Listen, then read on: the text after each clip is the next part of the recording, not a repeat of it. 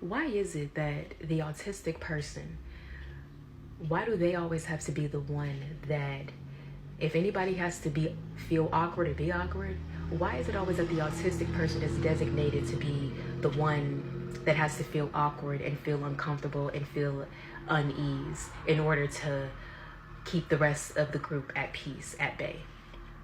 Why is it that the autistic person has to be the sacrificial lamb?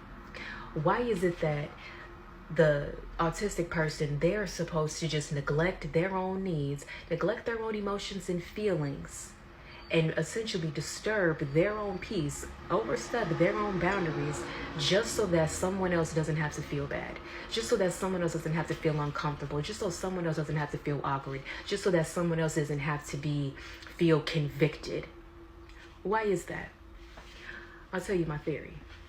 It's because when you are the autistic person, a lot of times people didn't know that you were autistic. They just looked at you as someone very socially awkward, okay? And when they know that you are a very awkward person, then they're like, the thing is, neurotypical people do not like to feel awkward. It's so uncomfortable for them. And they would rather have the autistic person be put in the awkward position so that they don't have to. They're like, I'm not about to feel awkward, you feel awkward.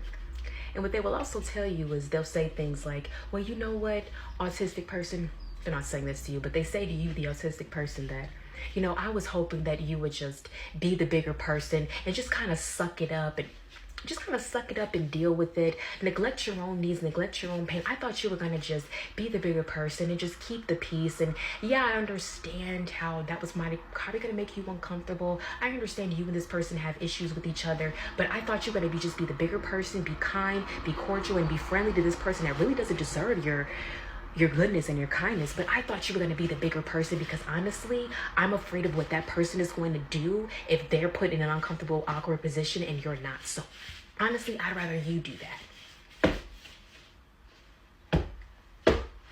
Let me tell you something. Just because a person does not get social cues, just because a person is autistic, just because a person is awkward, does not mean that they are less than human. And that's what y'all got to understand. We are not less than human than you. We are very much human, just like you. But just because we are different from you does not mean that you have to constantly ostracize us in every single social setting. This is exactly why we don't like coming around social settings, because you all want to put autistic people, you want to put us in uncomfortable, awkward positions to watch how we react. You all really it's like a pastime for you all. You all really enjoy this. It's almost sadistic in a way. But why is it that we always have to neglect our own needs for you all? You all don't do the same.